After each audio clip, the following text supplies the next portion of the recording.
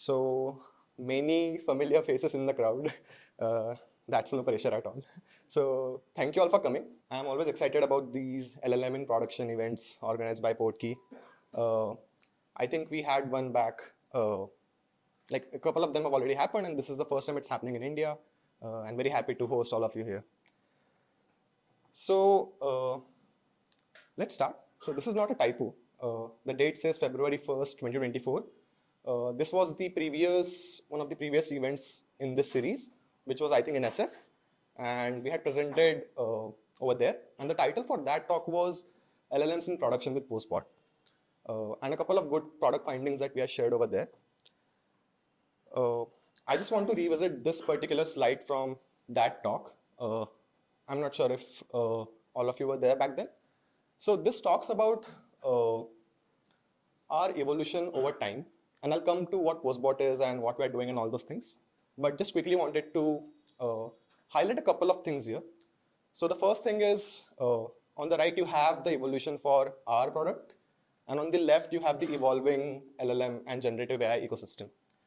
So what we've done here at Postman is that we've always stayed on top of all the advancements in generative AI. We start our experimentations, internal POCs really quickly. And then after some time, it's out in production, being used by our users.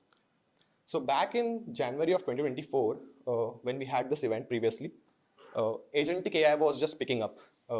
It was like everybody was talking about agents. All these APIs were coming out. Claude came out, Gemini came out. The completion models were deprecated. So it was all chat models now. So the entire ecosystem was moving towards agentic AI. And back then we said that we were in the experimentation stage. We are exploring a conversational agentic interface and so on. And this talk is about that today. So today we'll talk about conversational agents in production with Postbot. It's not just LLMs, but conversational agents. And again, why is this so important, or what's so exciting about this? Even today, it feels like it's very gimmicky. The general sentiment is, someone said it does not work, it has to work reliably over and over for all your users. And it feels like it's still a bit far from being a realistic use case. But very happy to share that we have put this out in production. So we had our conference called PostCon. We released it for all our users. I think it's like 30 million users on Postman. All of them can access Postbot as an agent. And we also have an enterprise version of Postbot agent being available for all our enterprise users. So there are challenges. It's not reliable. You can't trust it. You have to make it work. It has to be safe. It is going to eat your budget, your token budget, your price budgets, all those things. But it's very much possible. We are doing it. It's live today. And we are using Portkey, by the way. We are using Portkey for implementing this agent framework in production. So before I go into the technical parts of this talk, I just want to show what Postbot is. Before that, I want to know how many of you have already used Postman or are familiar with Postman. Almost everyone. And I'm assuming whoever didn't raise a hand, you are at least familiar with APIs, right? So Postbot is your AI assistant within Postman for all your API workflows. So I just have a bunch of videos which will play one after another, and I'll just tell you what's happening in some of these videos. So here I have an API request which gives me a list of launch locations for various space launches. And I try to send that request, and there's a host not found error, and Postbot can immediately tell you something's wrong. And if you click on that, it will tell you that you've got some unresolved variables, you have to switch the environment. And if you ask it to switch the environment, it will switch the environment for you. And this is an action it's taking on your behalf in the app. And now you have a successful response. So this is step one, getting successful response. So now I have an array of all the space launches in my response. My request is being executed successfully, but it's a bit difficult to go through. So now you can visualize your response using Postbot. So I'll say, maybe visualize with a custom prompt, and I'll say visualize it as a map because it's launch locations, right?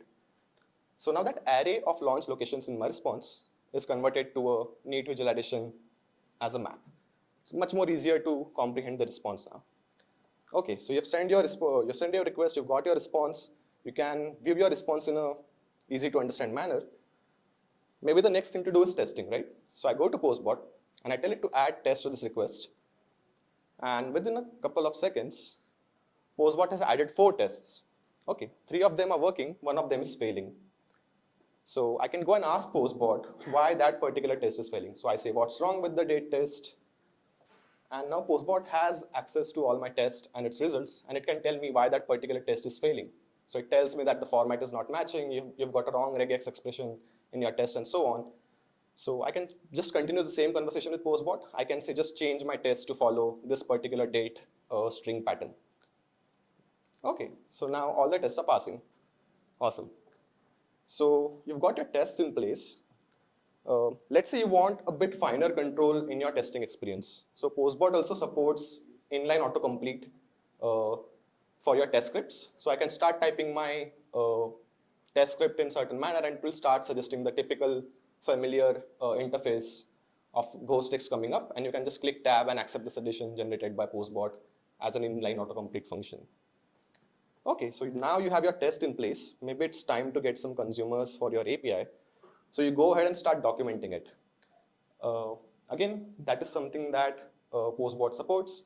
So I can go ahead and say, add documentation to this request. I can customize my instruction to Postbot if I want something in particular in my documentation. So let's say I say add a few emojis. Okay, so Postbot now has added documentation for you. It has also opened up the documentation view so that you can see what kind of documentation has been generated. All right, so you've got your testing and documentation in place, but maybe there's a lot more things you can do in Postman, which Postbot maybe currently doesn't support. For example, I want my consumers to start using the API, but the backend is not implemented yet. And there is a feature for that in Postman. So I can go ahead and ask Postbot, how do I do that? And Postbot has the knowledge of the entire Postman application, of all its features. And if you ask any question, it will answer. So I say that I have an API with a few examples, but the backend isn't built out yet. How can I unblock my front-end team? So Postbot will now go look up its knowledge around Postman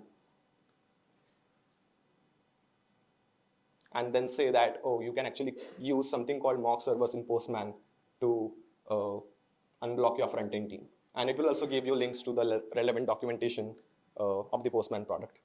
So these are a bunch of things that Postbot is doing right now. And it's doing it as a conversational agent. But before we come to that, I want to show you this first version of Postbot. So this was back in May 2023, quite early.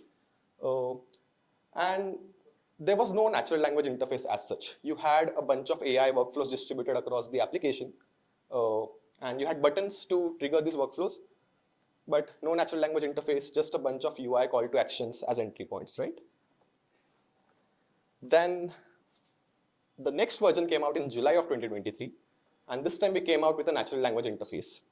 And some of you might remember, I have shown this before at a couple of places. This time, what we had is you had a chat interface to talk with Postbot. You could give some instructions. We followed a linear AI routing framework. So you had a text classifier. Your instruction goes to the classifier, and it gets classified into one of these 4 workflows. So you can think of these workflows as a linear workflow. It's also called chains, LLM chains. You can call it whatever you want. And then it used to generate some content, maybe test code, documentation, and then execute certain actions on the app on behalf of the user, like updating the test or updating the documentation or replying in the chat window, right? So this was the next version where you could give your instructions for certain tasks, like single instruction, single outcome kind of a setting. And what this enabled was you could now customize your instructions to Postbot. So I could say visualize, but visualize it as a world map. Add test, but add performance and security test. And document my API response, but document it in a JSON schema format. So now that customization, that fine-grained control over instructions was unlocked. But it still didn't feel like you have an API expert, an AI-powered API expert sitting constantly with you on your side as you do and complete your API workflows in Postman. So that inspired us to come up with this Postbot as a conversational agent. And this is, if you go out now and like open up Postman, start talking with Postbot, this is the architecture you are interacting with. So over here, there are a couple of key components. So you have the Postman application, which obviously the user is using. You have the Postbot agent, and you have some tools that the Postbot can use. Now there are two loops over here, which are highlighted. One is the external conversation loop, which kind of places Postbot as a consistent API expert beside you. And there's the internal agent loop, which instills some level of agency or autonomy in Postbot agent, allowing it to complete or execute more complex tasks for the user in the Postman application. It's also augmented with a memory. So you have to, it can have short-term memory for your conversations as well as the actions it's executing. And there's an action stack.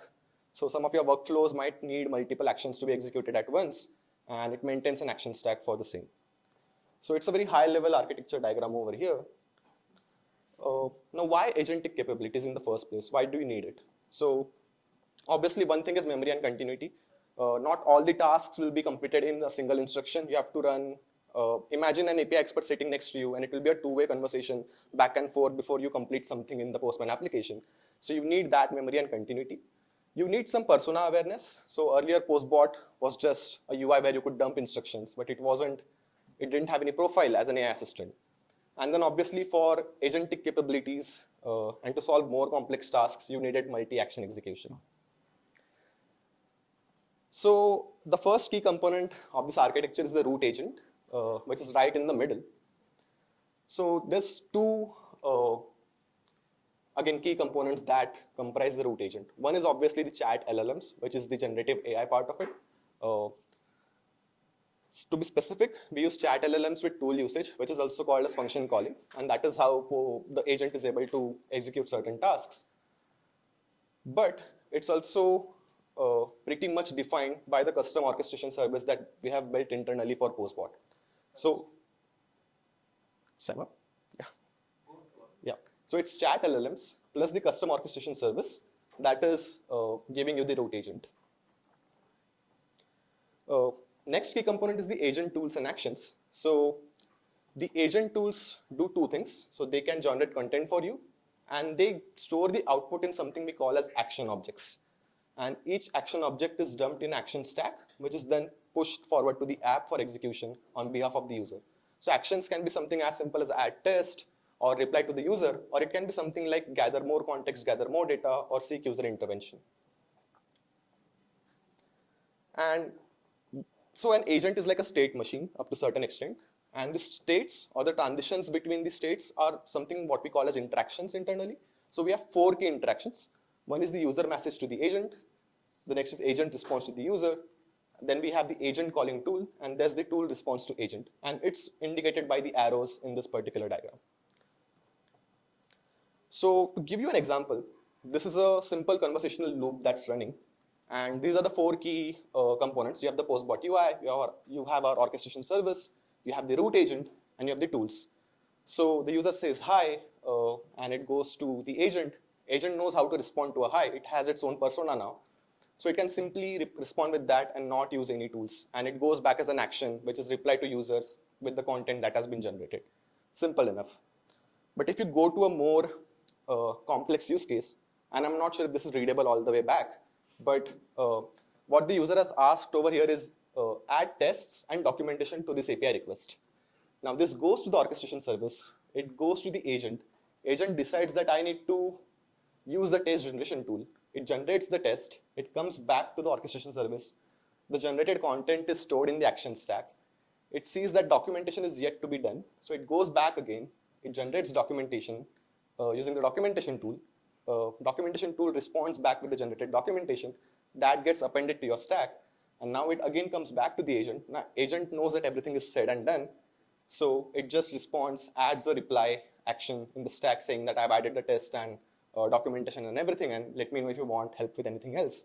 And the user then finally sees this response as well as their test and documentation being updated in the application. If this is not, if that was not comprehensible to you, this is what a higher level view of that would be. So these are screenshots from Portkey, which is our observability stack. So we have a system prompt, we have the user saying hi, and then you have the assistant response directly saying, how may I assist you today? But as you go to the next instruction, which is the user saying add test and documentation to this request.